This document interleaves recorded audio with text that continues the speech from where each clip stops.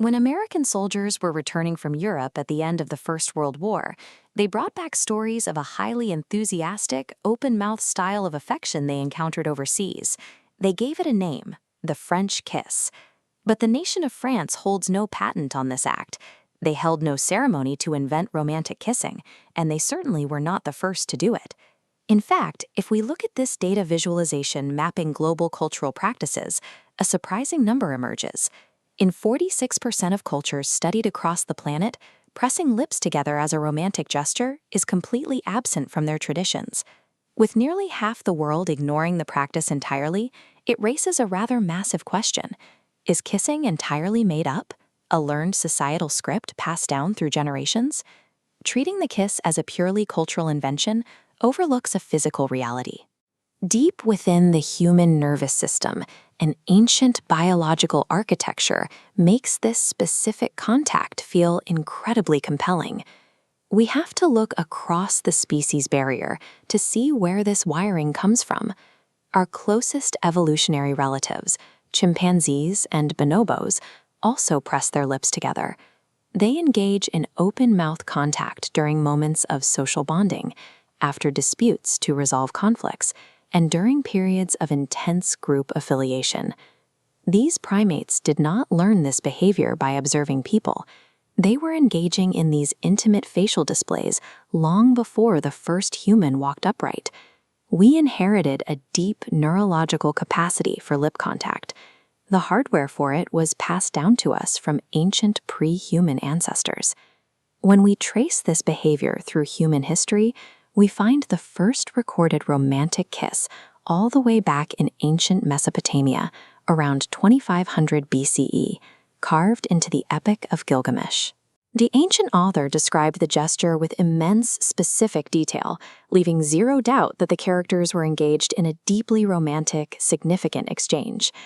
Moving the timeline forward to ancient India, texts like the Kama Sutra approach the subject with systematic precision, dedicating an entire chapter solely to categorizing different lip-pressing techniques. Indian scholars were explicitly defining, naming, and writing poetry about the tongue kiss, thousands of years before the country of France even existed on a map. By the time humanity developed the complex tools necessary for written language, the urge to kiss was already a universally understood instinct taken completely for granted. To understand why we have this urge at all, evolutionary psychologist Gordon Gallup points to a very specific prehistoric practice known as pre-mastication, or kiss feeding. Before the invention of blenders or specialized tools, ancient mothers had to chew solid food themselves until it was soft enough to digest, and then transfer it directly, mouth to mouth, to their infants. This daily survival mechanism forced an incredibly intimate, repeated physical contact.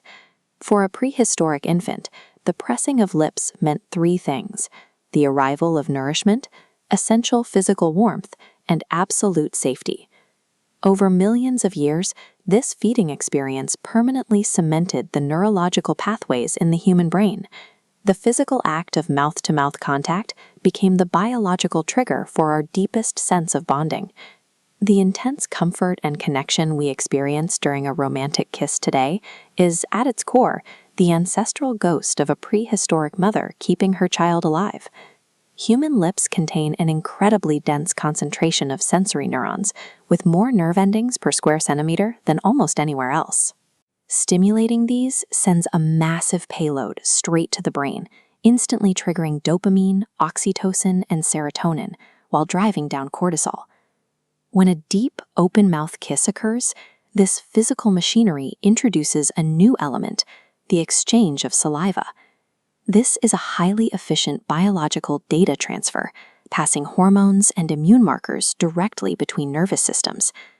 The brain instantly leads this incoming payload. It processes the genetic markers to calculate if this specific partner possesses a compatible, robust immune profile.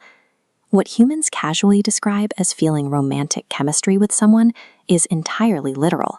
It is a highly advanced evolutionary data processing event occurring in real time. Picture the very first ancient human who felt the sudden, inexplicable urge to press their face against another person's. They possessed no cultural framework to explain what they were doing. They had no vocabulary for romance, and no societal rules dictating how to express their affection. They simply reached out. And their reaching took this specific form because the pre-built architecture of the human brain made that precise physical motion feel exactly right. Thousands of years of human culture eventually gave this act a name, wrote rules for it, and heavily complicated it. But the neurochemical pull toward another person's face was always there. The ancient physical pull to close the distance between two people sat waiting in our wiring for millennia, an instinctual drive that existed long before we developed the culture to name it.